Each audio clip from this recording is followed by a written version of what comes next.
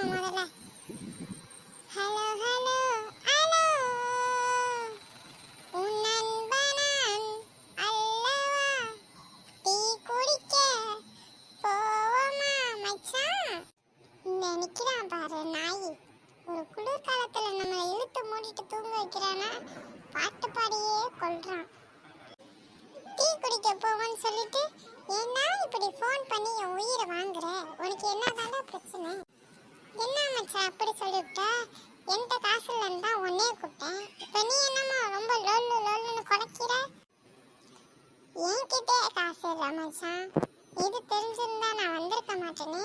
Tea குடிக்க போவோமான்னு கேட்டோன்னு நானும் ஆர்வத்துல ஓடி வந்துட்டேன். என்ன மன்னிச்சிடு மச்சான், நான் போயிட்டு வரேன். ஃபோன் போட்டது தப்பு இல்லை, காசு இருக்கான்னு கேட்காம விட்டா தப்பா போச்சே.